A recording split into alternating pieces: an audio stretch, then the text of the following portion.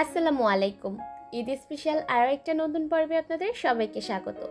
সামনেই তো ঈদুল আজহা, আর এই ঈদে আমরা প্রত্যেকেই কম বেশি গরুর মাংস রান্না করে থাকি। আজকের পর্বে আমি আপনাদের দেখাবো কিভাবে মাংসের স্বাদ আর গন্ধ অটুট রেখে অনেক দিন পর্যন্ত এই মাংসটাকে সংরক্ষণ করা যায়। আশা করছি আমার আজকের রেসিপি আপনাদের কিছুটা হলেও উপকারে আসবে। আমি এখানে 2 কেজি পরিমাপে গরুর মাংস নিয়ে নিয়েছি, আর আমি হাড্ডি চর্বি সহ মিক্সড মাংস ব্যবহার করেছি। এবার প্রথমেই এর মধ্যে দিয়ে দিব আধা টেবিল চামচ হলুদের গুঁড়া, লাল মরিচের গুঁড়া দিয়ে দিয়েছি 1 টেবিল চামচ, গরম মশলার গুঁড়া দিয়ে দিলাম 1 টেবিল চামচ। আর এই গরম মশলাটা আপনারা চাইলে দোকান থেকে কিনে আনতে পারেন, আবার চাইলে বাড়িতেও তৈরি করতে পারেন। আধা টেবিল চামচ দিলাম ধনিয়ার গুঁড়া, স্বাদ অনুযায়ী দিয়ে দিলাম লবণ, আধা চা চামচ দিয়ে দিলাম টেস্টিং সল্ট, 1 টেবিল চামচ দিলাম আদা রসুন বাটা,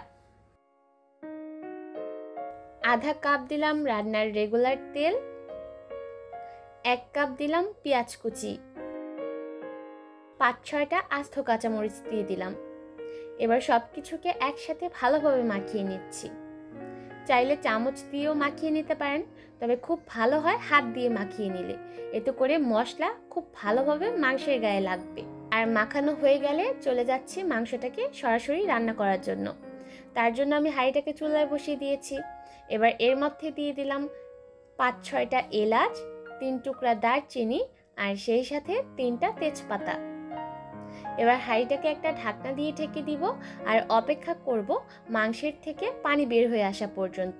চুলার আঁচ এই পর্যায়ে রাখতে হবে মিডিয়ামে। 5-6 মিনিট পর আমি ঢাকনাটাকে খুলে দিয়েছি। এরই মধ্যে কিন্তু মাংসের থেকে পানি বের হওয়া শুরু করেছে। এবার মাংসগুলোকে ভালোভাবে নেড়ে চেড়ে একটু উল্টে পাল্টে দিচ্ছি।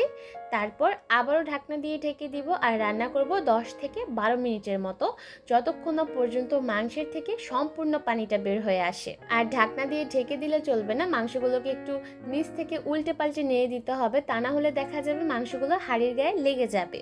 আমি আবারও ঢাকনা দিয়ে ঢেকে দিচ্ছি আর অপেক্ষা করছি আরও 10 থেকে 12 মিনিটের মতো। 12 মিনিট পর আমি ঢাকনাটাকে খুলে দিলাম। এই যে দেখতে পাচ্ছেন, এর মধ্যে কিন্তু মাংসের থেকে সম্পূর্ণ পানিটা বের হয়ে গেছে। এবার এই মাংসের থেকে বের হওয়া পানিতেই মাংসটাকে খুব ভালোভাবে কষিয়ে নিতে হবে। চুলার আঁচ আমি এই পর্যায়ে মিডিয়াম হিটে রেখেছি, আর মিডিয়াম হিটে রেখেই রান্নাটা করব। আর একটু ঘন ঘন নেড়ে চেড়ে এই মাংসগুলোকে কষিয়ে নিতে হবে, তা না হলে দেখা যাবে মাংসগুলো হাঁড়ির গায়ে লেগে যেতে পারে। কষাতে কষাতে দেখবেন তরকারিটা অনেকটা ঘন হতে শুরু করেছে। মাংসগুলো কিন্তু এরই মধ্যে খুব ভালোভাবে কষে গিয়েছে আর তেলটাও ভেসে উঠেছে। মাংস থেকে বের হওয়া পানিতেই মাংসগুলোকে আমি 10 থেকে 15 মিনিটের মতো খুব ভালোভাবে কষিয়ে নিয়েছি। আর এই পর্যায়ে মাংসগুলো কিন্তু 50%-এর মতো সেদ্ধ হয়েছে। যেহেতু মাংসগুলোকে আমি সংরক্ষণ করব, তাই মাংসগুলোকে আমি এই পর্যায়ে চুলা থেকে নামিয়ে নিব। আলাদাভাবে মাংসগুলোকে সেদ্ধ করার জন্য আর পানি যোগ করব না।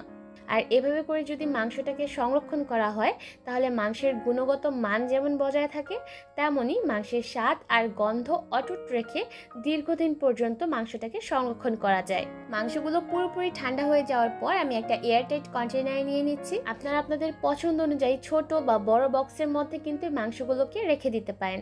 তবে খুব ভালো হয় ছোট ছোট বক্সের মধ্যে মাংসগুলোকে রেখে দিলে, এতে করে যখন আপনার প্রয়োজন পড়বে তখন একটা বক্স নামিয়ে নিলেই কিন্তু হয়ে যাবে। তখন আর সবগুলো মাংস একসাথে বের করার প্রয়োজন পড়বে না, যার কারণে মাংসগুলো অনেক দিন পর্যন্ত ভালো থাকবে। আর এই মাংসটা সংরক্ষণ করার পর যখন আপনি ডিপ ফ্রিজ থেকে বের করে আবার রান্না করবেন, তখন এর স্বাদ আর গন্ধ অনেকটা ফ্রেশ মাংসের মতোই মনে হবে, আর আপনি দেখে বুঝতেও পারবেন না যে মাংসটাকে সংরক্ষণ করা হয়েছিল। আর বক্সের মধ্যে মাংস নিয়ে নেওয়া হয়ে গেলে ঢাকনা দিয়ে ঢেকে ডিপ ফ্রিজে সংরক্ষণ করব কমপক্ষে 3 থেকে 4 মাসের মতো।